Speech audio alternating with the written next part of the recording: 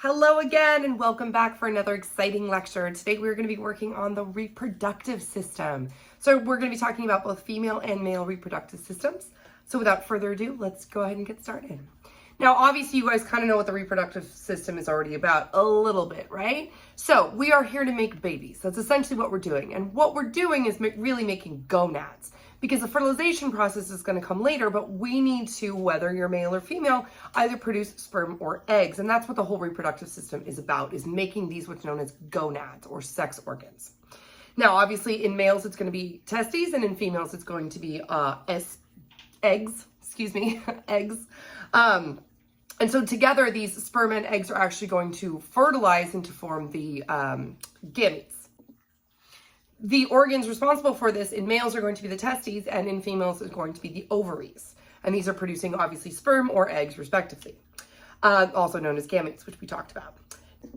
So it's basically these things are asleep until you hit puberty and then become what's known as sexually active, or really your body is now sexually aware and ready to make these sperm and eggs and therefore produce these babies technically. Now, there are primary sex organs. These are known as the gonads. Again, this is going to be your ovary and your testes. There's also accessory organs like we talked about before, which are going to help carry the gametes from our sex organs to our fertilization points, or where we need to go. Now, once you have fertilization, you actually have what's known as a zygote. So you have a fertilized egg with that sperm combined. You're going to form that zygote, and that is that first fertilized egg with enough DNA to actually form an entirely new human being. Now, starting off with the male reproductive system, right, we do have the testes, which are then going to lead to a complex set of ducts and tubules. And then finally, they're going to lead to the end, which is going to be the penis. And that's what you can see right here. So we're going to have the testes, we're going to have a complicated series of ducts and tubules, and then we're going to end right down here.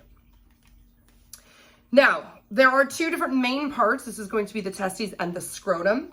So the testes are going to be right in here. Right? This is actually going to be where your sperm is being produced. Now, this is all going to be hidden or protected in your scrotum, or what's known as your scrotal sac, which is going to be the combination of these two and everything else in here to keep it nice and protected, to keep it nice and cool, because we're going to talk about temperature in just a second. And here's some of the very important parts that we're going to need to know. So right below here, we've got our urinary bladder, we've got our ureter, okay? So just below this, which you can see right here, is known as the ductus deferens, which is going to go all the way down here. This is essentially where the testes is going to produce the sperm, and then it's going to be released here and then transported internally so that it can come up and out the penis. Now, this whole structure, including the ductus deferens, is all within what's known as the spermatochord.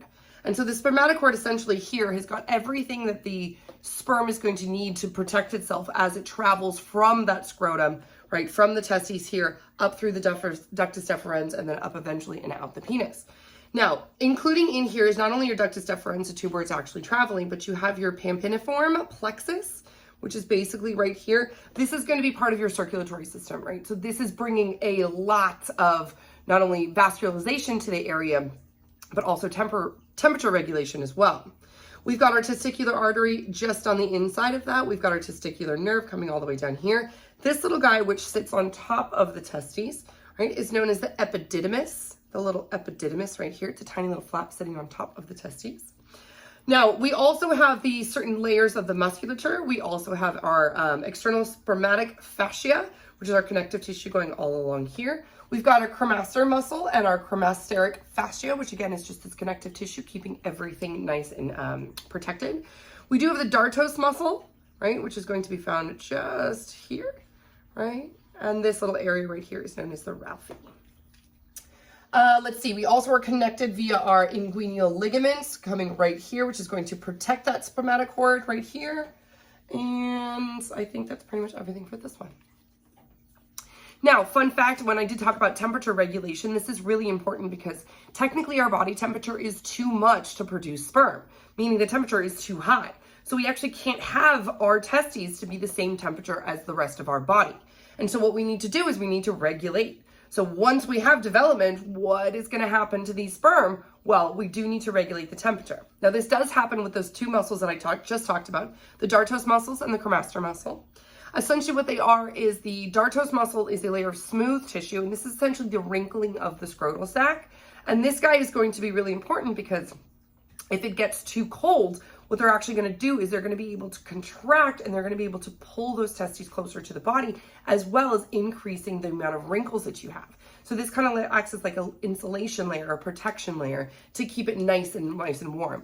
Now, when you're too hot, obviously it's going to do the opposite. It's going to drop it away from the body, and it's going to help smooth out those wrinkles and therefore decrease the surface area and kind of cool them off just a little bit. So very important to regulate your sperm temperature, and this is how it does it.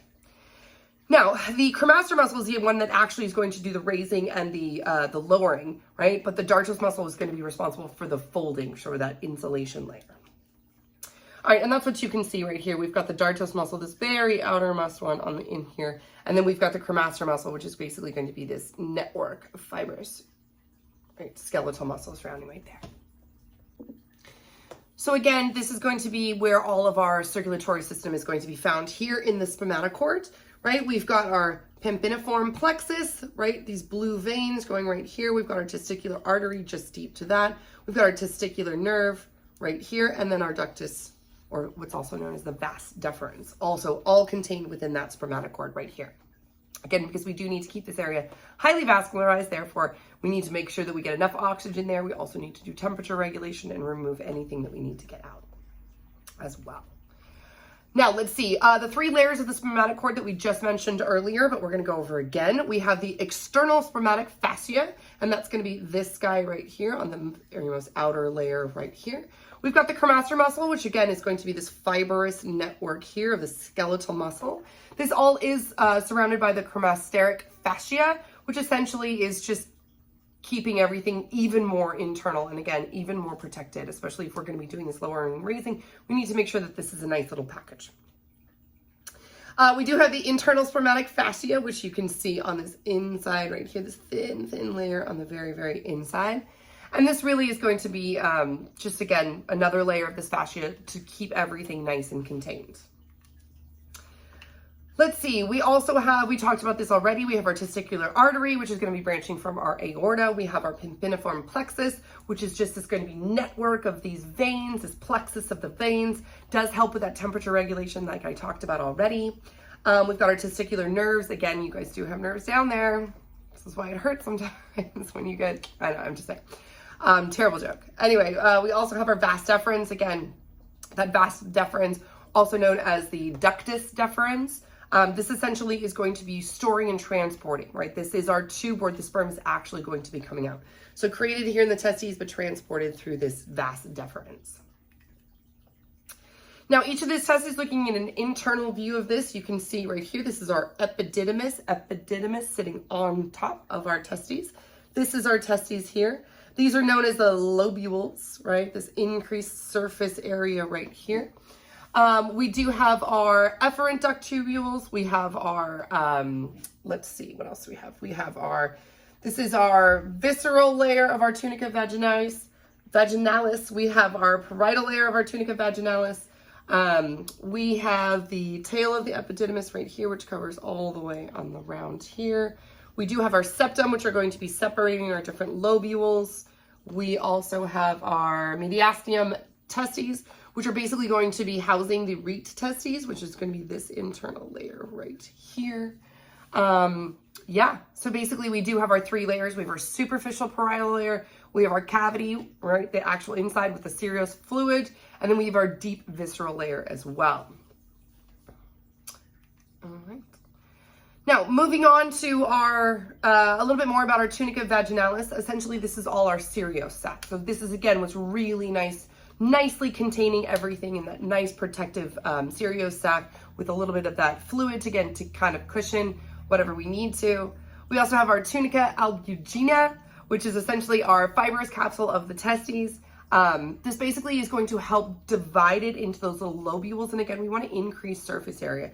We're increasing the production, and we are producing a lot. We're producing over 400 million sperm a day. So these guys are constantly working, and therefore increasing surface area is always a good thing for that. We do have our epididymis where the sperm are actually matured. So they are created in the testes, but they do mature in the epididymis itself, that area surrounding the testes. Yeah, and that's what, again, what you can see right here. This is that epididymis here. So produced here, produced in all of these little tubules. We also have these little seminiferous tubules right here for transportation. So we're creating, and then they mature here in the epididymis. Okay. Let's see, so we talked about the body of the epididymis. We have the little ducts of the epididymis. This is known as the tail and the head of the epididymis. And this is all part of our spermatocord. Now, those seminiferous tubules that I was talking about are separated by this areolar connective tissue. Again, this is nice, going to keep it separated, although increasing our surface area still. Our epithelium, our outermost layer, is going to be consisting of two different types of cells. We have the spermatogenic cells, which are creating the sperm. And then we have the columnar cystanocytes, which essentially are sustaining the sperm. Right? These are support cells that are basically just used to hang out and help out in any way that they possibly can. So sperm are going to be formed within these seminiferous tubules itself. And meanwhile, these sustentacular cells are going to basically be assisting with their development. Anything that these things need, nourishment, fluids, anything else, these guys are basically going to be helping, right? They're going to be nourishing. They're going to be helping to develop these as fast as possible. Because like I said, we're building about 400 million of them a day. So there is a lot of production going on here. Now, we do have tight junctions in between these cells. This is known as a blood-testis barrier, which basically helps to protect the developing sperm, right? We don't want anything getting out. We definitely don't want anything getting in that's not being regulated. So that's what these guys are going to do. So these guys are also helping to regulate the numbers as well. If we have too high sperm production, we kind of slow it down a little bit. Too low sperm production, we kind of kick things up a notch. So these guys really are just there to support the sperm production in any way possible. It's almost like a manager walking the floor and be like, hey, what do you need? We need more people? No, we're good. We need less people, send some people home, right? These guys are basically just maintaining the production line and really making sure that everything continues to move forward. Now, we did talk about, I already mentioned that we do make 400 million sperm a day. I think that's just kind of mind-blowing that we make so much of it. Now, they are produced by the spermatogenic cells. These guys are the ones that are actually producing the cells themselves, and then they do mature later in the epididymis, which we'll talk about. This does begin right at puberty. So this, as soon as you hit puberty, gentlemen, you guys are going to start producing these sperm. The process takes about 75 days. So every 75 days, you do have new sperm, and they are fully matured and ready to go. The cells will differentiate, meaning they will specialize depending on what type of cell they're going to become, and then they will move towards the lumen and then out for excretion. Now, I do have to mention what's known as the interstitial space. Essentially what this is it's space external to and around the seminiferous tubule. So this is basically anything in between that's not those basically tubules that are making the sperm. So these are going to have, they're going to house what's known as interstitial cells. And these basically are going to be producing your hormones known as androgens, right? This is very important because hormones are going to be controlling, and we're going to learn about this next week when we talk about the endocrine system, but hormones are controlling a lot of processes in our body. And so therefore, it's very important to have these to produce the hormones because basically it's going to help trigger, oh, we need to produce more of this. Oh, we need to release this. Oh, we need more of this, right? It's basically your control center of your body. And that's what, again, we can see right here. We've got our seminiferous tubules, which are going to be in here. They're going to leave through these little efferent ductules. Remember, efferent means out, right? And then they're going to head to the epididymis, the head of the epididymis, right here. And this is where they're going to start to mature, right? So basically, the structure is wrapping around the testes because we're going to have so much flow into it. Right here, right, we do need all of this space around it to help basically house these maturing sperm cells. Now, the duct of the epididymis, which you can see again, which is going to be all throughout right here, these are actually between 4 and 5 meters long. So this is again what I was talking about by increasing the surface area, right? We're winding and winding and winding and winding. We're providing lots of space and lots of area, right, for these maturing sperm cells. So very, very important for these guys, especially to mature and have enough volume to be produced all throughout here. Now, here's a cross-section of the epididymis that shows all of these different ducts, right? All of these different ducts, all housing these maturing sperm cells. So if you say you're maturing all these sperm cells, remember you're producing 400 million of them a day, and you actually don't end up using them, they are going to get reabsorbed. And so essentially your body's like, this is where I was talking about that regulation again. Oh, we have too much, we don't need it, great. Let's shut these down, let's send these guys home. We'll bring them back at a later time when we actually need them. So they are going to get broken down and they are going to get recycled and used for later.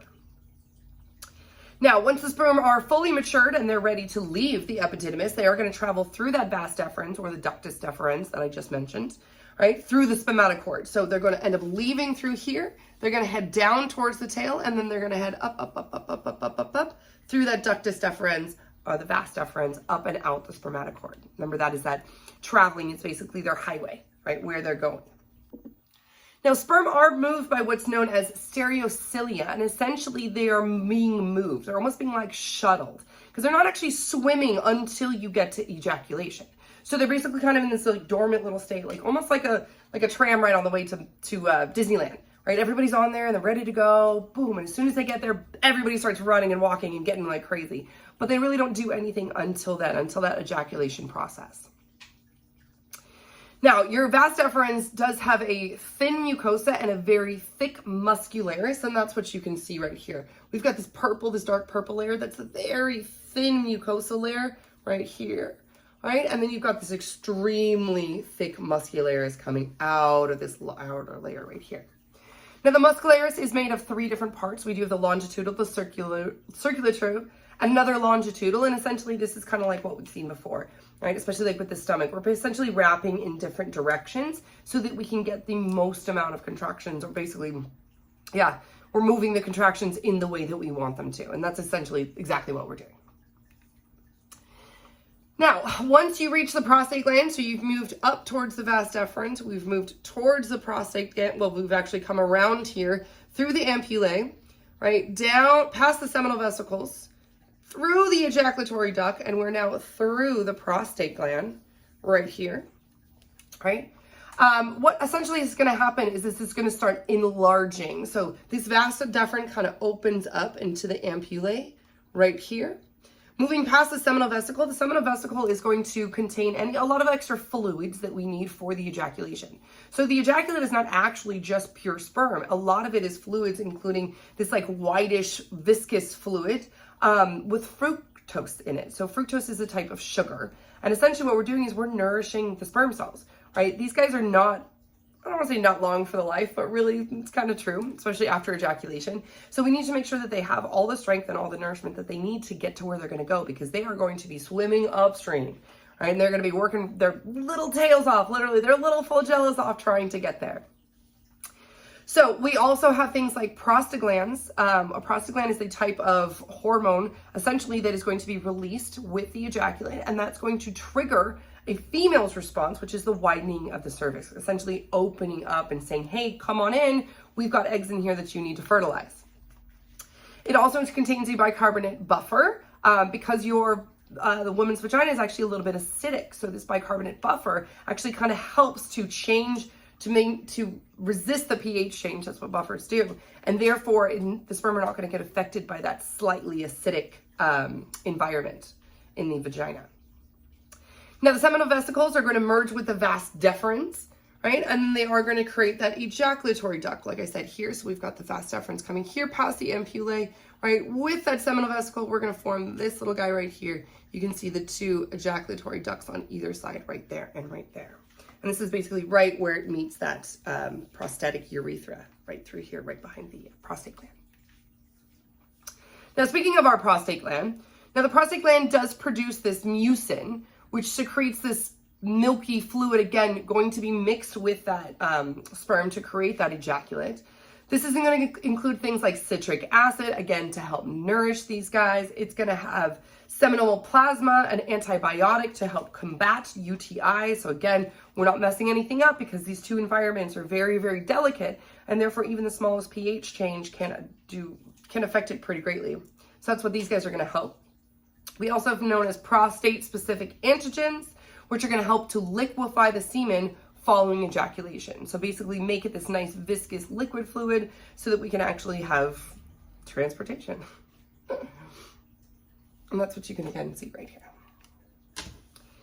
Now, just below that, we are going to have what's known as the bulbourethral gland. This is located within the urogenital diaphragm, right, which you can see right here. These two little bulbous glands right here are the bulbourethral glands on either side. These guys are going to help to produce some of that fluid, specifically that viscous mucus that's going to help lubricate, but also going to help buffer the urethra prior to ejaculation. So we're basically lubricating this and saying, hey, we're getting ready to release a bunch of stuff, so let's make sure everything's ready to go. It's kind of like before you go down a water slide, right? You kind of hose it off or spray it off, get it nice and wet, and then boom, the ride's gonna be a lot more fun if you don't have that friction going through here. Now, once we're ready for the actual ejaculation process, this does going to include the sperm as well. So your semen does include the sperm. It's also going to be include any of the products of those seminal vesicles that we talked about, the prostate gland and the bulbourethral gland. So any of those secretions are all going to be considered in the ejaculate. The ejaculate at this point is going to be considered semen. Once you ejaculate, which is the actual process of releasing all of these fluids, you do have about 3 to 5 milliliters of fluid. Now, as you get older, your sperm number might decrease, but the volume of your ejaculate actually never does. So essentially what you do is, you may have heard of like firing blanks. It's not quite the same, but your sperm count does go down over time as you get older, but the ejaculate itself, because you're releasing all these other fluids from all these other organs, the volume of that actually does not decrease. Now, when you do ejaculate, you are ejaculating anywhere from 200 to 500 million sperm, right? We do produce about 400 a day. So it's basically an entire day's worth, which you can in one ejaculate, right? So this is, this can be a lot. Now, we can't talk about the male reproductive organ without talking about circumcision, right? This is a process that's been done for hundreds, if not thousands of years, because it's actually a hygienic to remove what's known as a prepuce. And that's this guy right here. It's basically the extra skin or the foreskin that basically covers this little tip of the penis right here. Now, this again, sometimes bacteria can get up in here, sometimes dirt can get in here because it is essentially extra folds of the skin.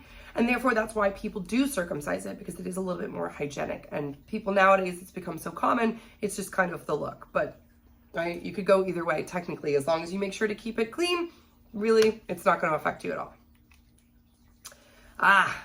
Now, male birth control is known as a vasectomy. So essentially what you're doing is the doctor comes in and they cut both of the ductus deferens and they fuse it at both sides. So essentially what you're doing is you're shutting down the highway, right? You've now blocked off the highway. So even though you're producing them and they are maturing, they're not allowed to get anywhere. Now, what happens is once these mature in the epididymis and they don't get used, they're going to get reabsorbed. And so that's what your body essentially does, is once you shut off the highway, you shut off the transportation system, your body's just going to keep producing them, but it's going to keep reabsorbing them. So your process is still making them, right? But they're just not allowed to be released. All right, let's move on to the female reproductive system. Now, the male reproductive system and the female reproductive system is actually surprisingly similar. So we're going to have a lot of analogous structures, meaning very similar structures and very similar functions, but obviously these are going to be tailored to a female versus a male. So essentially we have our primary sex organs is our ovary. With a male, it would be our testes. Almost same shape, almost same function, right? We are producing sperm in one, we're producing eggs in the other. Now the accessory sex organs are going to include the uterine tubes, the uterus, the vagina, the clitoris, and the mammary glands. We're going to go into those in just a second, but let's look at the external anatomy of the vagina real quick, or of the female body, I should say, because you can't actually see too much of the vagina. Now, this is known as the mons pubis right here. This is why sometimes they're called pubes, right? Because this is going to be that hair area right here. We have our prepuce, which is going to be the little skin fold just above the glands of the clitoris, right here at the crest. We do have our urethral opening. This is, again, our urinary opening, coming from our urethra, excreting our urine. We do have the labia minora right here and the labia majora on the outsides. This area is known as the vestibule here on the inside of the labia minora. This is your vaginal orifice, the opening to the vagina on the inside right here. And then you do have your openings for your greater vestibular glands going right here and right here. These glands are also known as the glands of Barthonin as well. And then you can see these little tiny glands going right through here. Now, speaking of glands, we have to talk about our mammary glands as well. Essentially, what these are doing is secreting breast milk, right? They're not only secreting breast milk, but these breast milks are also including fats and proteins and sugars. And this is really important because this is what's going to feed our new developing babies, right? And so everything that the baby might need is going to be found in this breast milk, and it's all going to be produced by these mammary glands. And essentially what you have is you have a series of these lobes, right, which you can see right here, which are going to transfer to these lobules, which get smaller and smaller and smaller, which transfer to these alveoli, right, on the insides here, right, and then eventually they're going to get drained by these tiny little ducts into what's known as the lactiferous or the mammillary ducts, and then finally into the lactiferous sinuses or the ampullae. And that's what you can see coming out right there.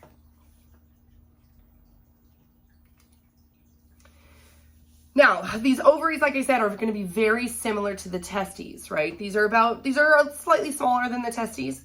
They're about almond size, but they are connected via these fallopian tubes. So just like the vas deferens, we have fallopian tubes is going to be our transportation system. Excuse me, also known as uterine tubules. Now, these fimbriae, which we can see a little bit right here, we're going to be able to see better in a picture, essentially are going to kind of be like finger-like projections, which are going to catch and release the eggs. So you can kind of think of this as like the epididymis, right? Sitting on top of the ovaries, kind of wrapped around the ovaries, right here, right, are these little fimbriae, right? And then it's going to eventually lead to the uterine or fallopian tube, and that's going to be the transferring up and out. So the uterus itself is going to be a very thick-walled muscular organ. This is very important because this is where your baby is going to actually develop in that uterus. Okay, so that uterine wall has to be real thick. Now, normally it's going to be anteroverted, which basically means pointing towards the front, but can become retroverted in older women. And so that's what you can see right here. So we are pointing towards the front, but can actually kind of adjust a little bit and shift a little bit in certain older women. Now, the opening to the uterus is known as the cervix, and right, that was some of that hormones that we were talking about, that to help open up the cervix, right? Because you want to open up the cervix to get to the uterus, right? And then to get to the eggs, and that's what your sperm's whole goal is to get to that egg. So you can see this is that thick lining wall here. This is the uterus. This is the small little cervix right here, that tiny little opening. If you go farther and farther down, this is the actual vagina, right? This kind of barrier is the cervix, and then this internal area right here is the uterus. Now, the vagina is also thick-walled, fiber musculature tube that connects to the uterus, right? The opening to the uterus. And just outside that opening, we do have that labia minora and labia majora that we talked about, those skin folds surrounding the vagina.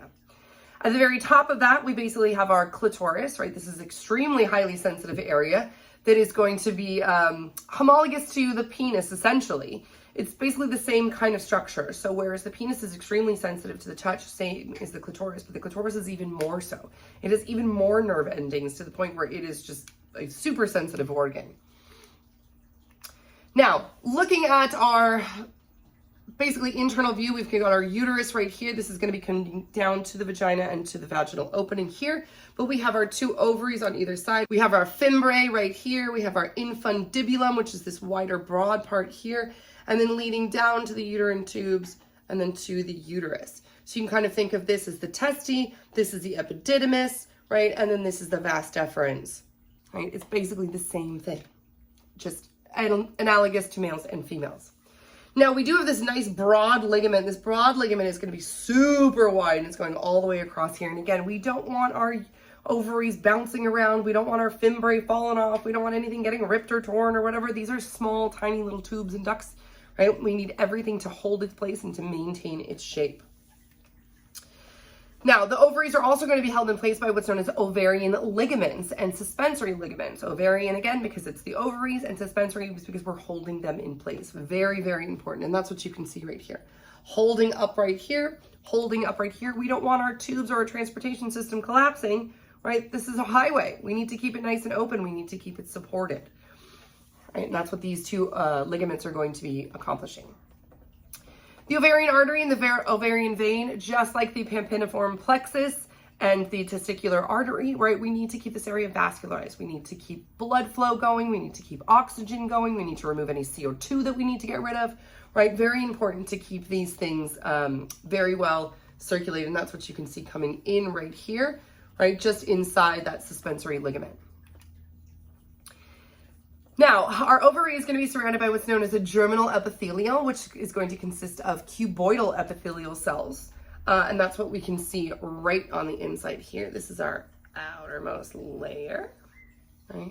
The tunica albuginea is essentially the connective tissue capsule. Essentially, it's keeping everything nice and inside. And so that's what you can see right on this inside layer, this little white layer right here, just deep to the germinal epithelial. Now, the innermost part is going to be known as the medulla, just like we've seen before. The outermost part is known as the cortex, right? We've seen this so many times before with different organs. The inner part is going to be made of connective tissue, which is going to have our blood vessels, our lymphatic system, our nerves, basically everything that we need transportation-wise. Always want to maintain on the inside. We want to keep it nice and protected, right? We also don't want any gas exchange happening where it's not supposed to be, anything else like that. Nothing leaking in, nothing leaking out. We want to keep it nice and protected, especially nerves too. That's definitely going to hurt if that happens. Obviously, it's a nerve. Now, that outermost layer is going to contain the cortex is going to contain certain follicles, right? And these follicles we're actually going to see later. It's all basically for development and release of these eggs at certain times. Now, speaking of release, these ovarian follicles are going to contain both an oocyte and a follicle cell.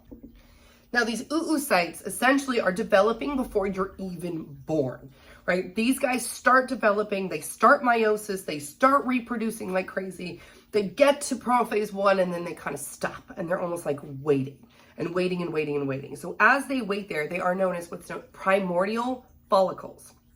So essentially these are early on. Now, we are born with about 1.5 million of them. Now, this is important because we only have a certain number. We don't make any more after development. That's pretty much it. So once you kind of run out, you run out. Whereas gentlemen, you actually make sperm throughout your entire lives. We do not. And the oocyte eventually is going to develop into that egg. So these are known as primordial follicles because they're basically early on before the stages of that maturation of that egg cell. Right? These guys are just essentially just primordial follicles. Now, each one of them does have 23 pairs of chromosomes because this is how many we have as humans. We have a total of 46 chromosomes, so we have 23 pairs. Now, because they've stopped at prophase 1, you are still considered a diploid, right? You would still have all 23 pairs of your chromosomes. Once you finish meiosis, you will end up as a haploid or with only one set of chromosomes. You would only have 23 total chromosomes.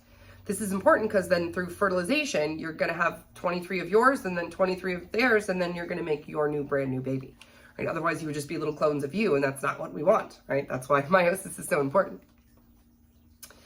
Now, that's exactly what you can see right here. We have these primordial follicles sitting here, hanging out. Once they start to develop into that primary oocyte, right? You can see the oocyte on the center. You can see the granulosa site on the outside.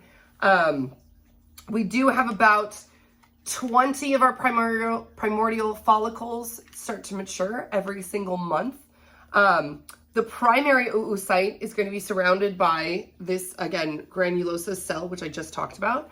And this is going to be the one that's secreting this estrogen as it's maturing. So we're basically secreting estrogen, right, which is going to spur the changes in the uterine lining. So this is actually going to make our uterine lining thicker. It's going to make it stickier. It's going to prep it essentially for fertilization. So this is, again, that hormone that's going to start triggering our body's response to, hey, it's time to get pregnant. Hey, it's time to have that egg stick, that fertilized egg stick to our uterine lining. Now, each primary follicle is going to develop into a secondary follicle. So you have your primordial, right, your ancient one, your primary, and then your secondary, right? Your secondary follicle essentially is going to be made up of your primary oocytes, many layers of this granulosa cells that we just talked about, a fluid-filled space known as the antrum, right? And this is which you can see basically right in here, this bluish area right there. You also have your zona pellucida and your corona radiata, which are protective layers, essentially keeping this oocyte protected, right? We want to keep it nourished. We want to keep it protected. We want to keep it undamaged, right? Very, very important. And that's what you can see right here, that zona pellicula, this little light purple area right here, right? This antrum, this big white area right here. And then finally, this little inner thin pink layer is known as the corona radiata. Now, one or two secondary follicles will develop into what's known as a mature or vesicular follicule.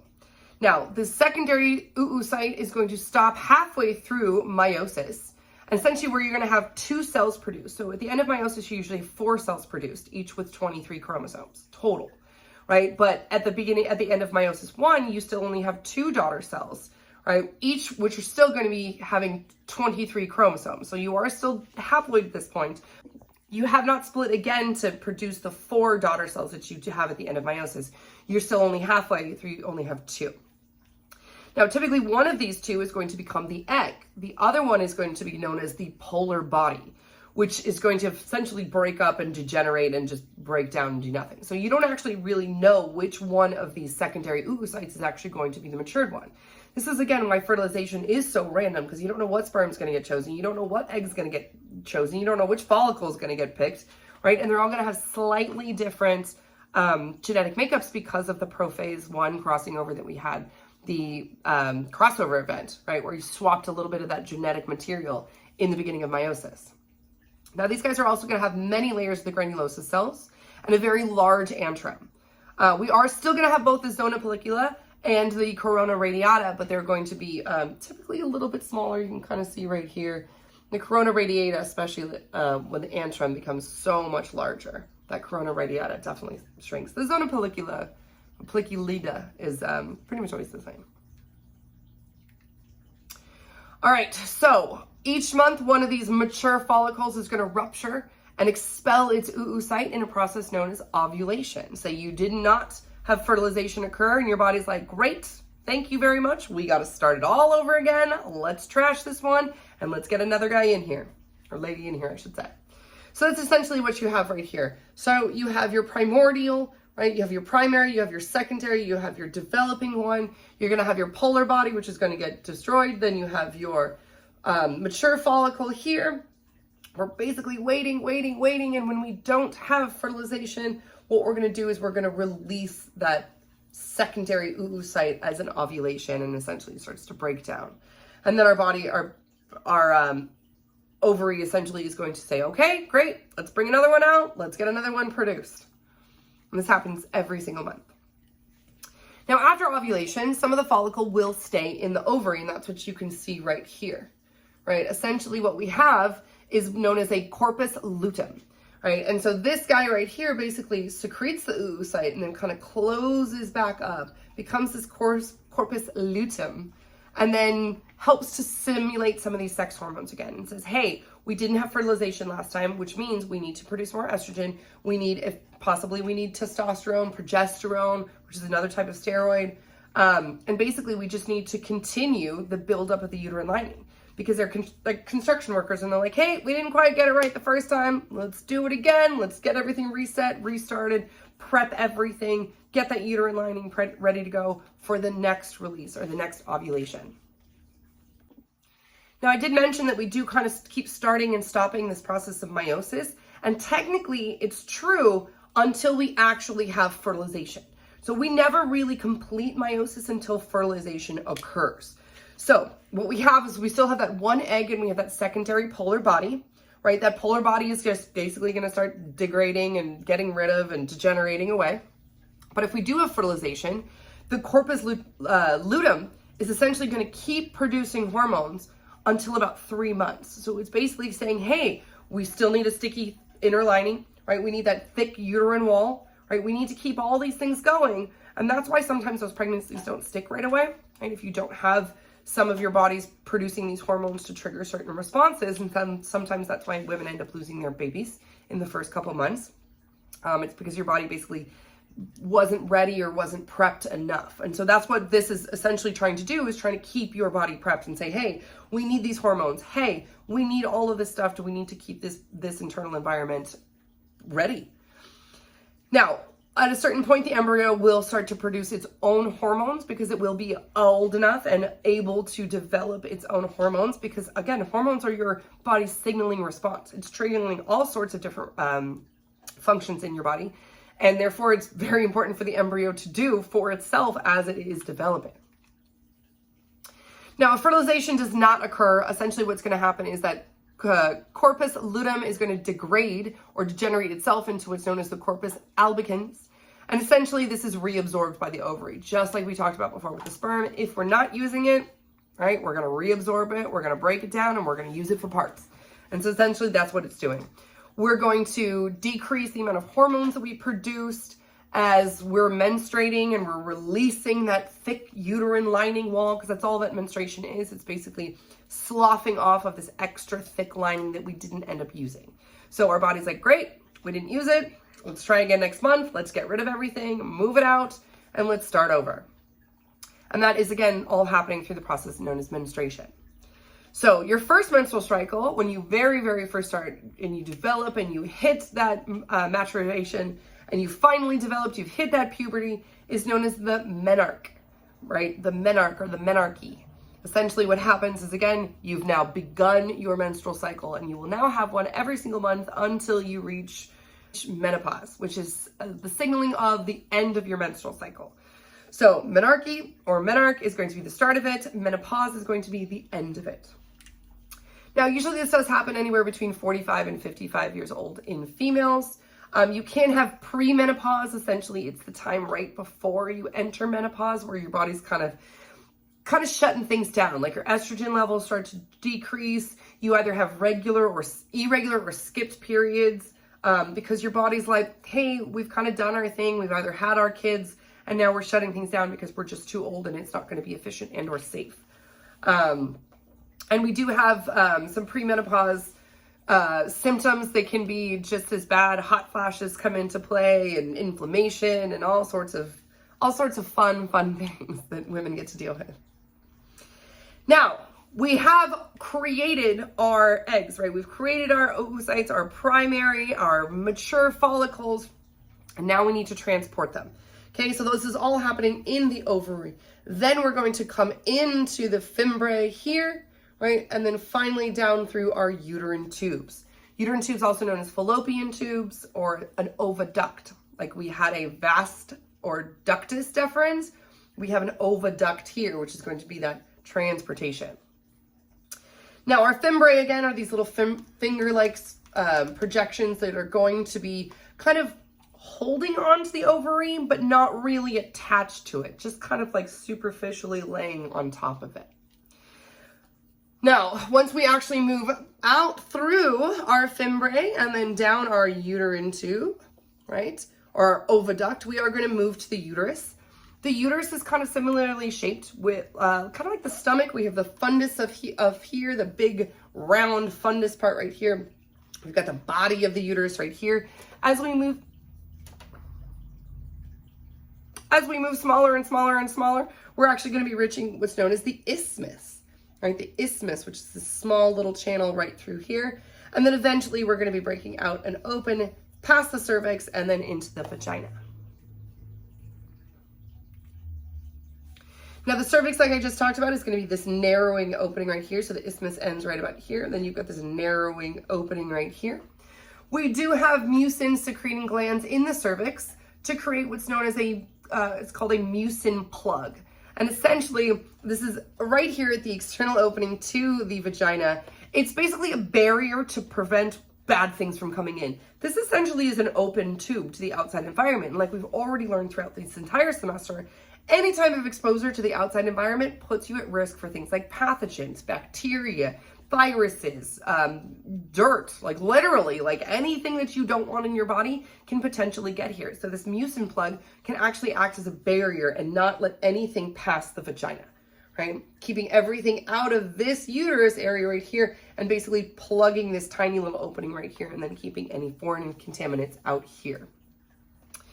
Now, this plug also will thin during ovulation to allow sperm in. So if that's the whole point of ovulation, is to get the sperm through here, we don't want that plug in place. So that's when we can't remove it. But what we can do is we can actually thin the layer of it. So we thin that little mucus layer down so that the sperm would be able to penetrate through.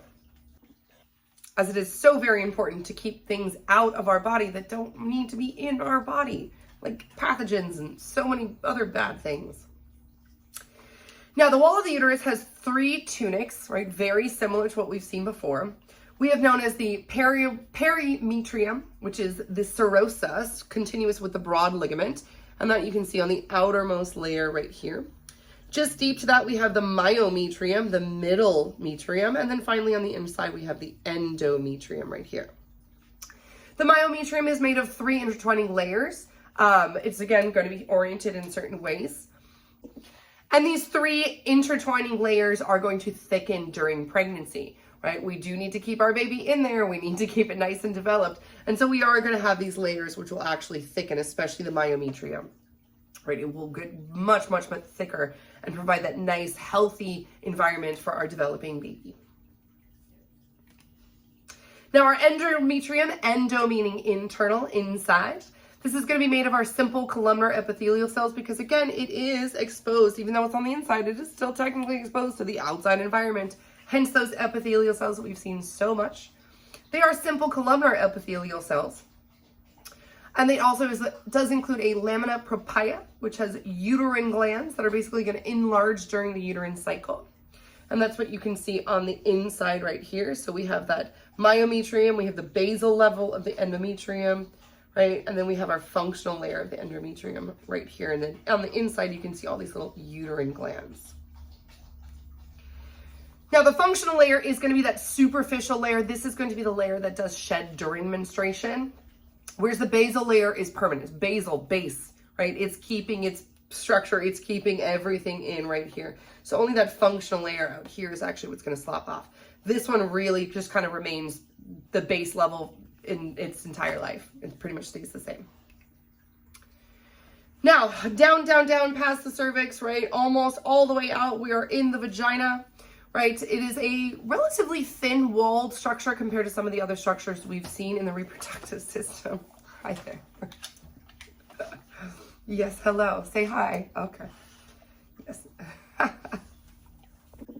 Now, this little thin-walled canal, hey, you stop it, is basically your birth canal, right? This is where your fetus is going to develop in your uterus. It's going to finally pass through and then exit through the vagina, right? We do have lots of blood and lymphatic system here in our vagina. It's an extremely sensitive area, so we do need to keep it highly vascularized, right? And we do also have rugae again. So we've seen rugae a couple times before. This is always to increase our surface area. Remember, rugae are just those little folds. So as we pushing things out, right, we do get that expansion, that increased surface area to allow for the removal of our baby, right?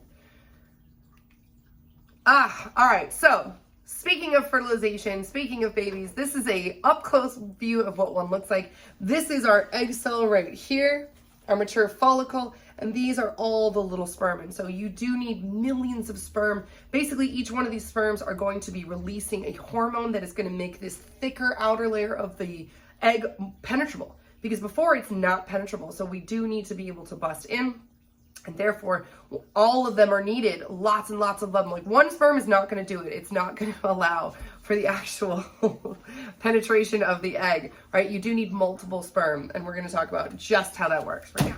My goodness.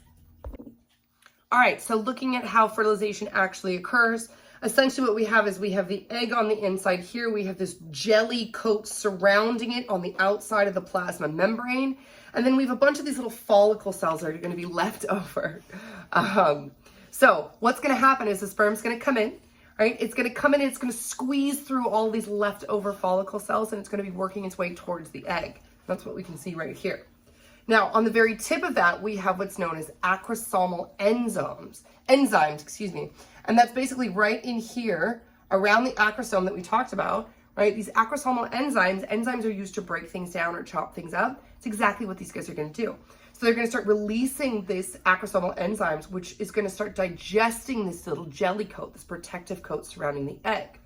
Once it actually has penetrated through the jelly coat, then the plasma membrane of the sperm and the eggs are going to fuse. Remember, plasma membranes are all made of the same type. It's basically just these phospholipids, right? So their membranes are going to fuse, and then in here, you're actually going to have, thank you. You're actually going to have the sperm nucleus, which is going to enter the cell's cytoplasm, and it's going to combine with the egg nucleus. So we have, right, our haploid cell, another haploid cell. You're going to have your haploid cell of your egg, your haploid cell of your sperm, and you're going to fuse them together to form the zygote. And then that would be the actual fertilization as those two chromosomes combine. Hi there. Now, fertilization is just the process of the sperm and the egg fusing together, right? So your egg is haploid, which we talked about, one copy of your chromosome. Your sperm is haploid, one copy of your chromosome. As they fuse together, you now have a diploid organism again. This is your zygote. Right? This is the first fertilized egg that you have, a completely new human being. You have your zygote. All of this does occur in the fallopian tubes itself, right? So you're actually not even in the uterus. You're actually going all the way up. And then your zygote is actually going to start to divide as it moves to the uterus. And then once it moves to the uterus, once you have that fertilized egg, that egg also needs to stick to that uterine lining. It needs to stick to the wall. If it doesn't stick to the wall, it's just going to flow all the way out and again be released during ovulation. During menstruation. Right? But otherwise, you should have that nice thick uterine wall, that sticky uterine wall where that egg should be able to lodge itself and develop. Guys, that was the reproductive system. Apologies for Indiana, who would not leave me alone this trip. Apparently, he did not want to talk about the reproductive system. But thank you guys for joining me. I really appreciate it. We are almost done with the semester, guys. You have a couple more lectures to go. You are so close, and you've been doing such a great job. Thank you, as always, for joining me. And I will see you next time for the endocrine system.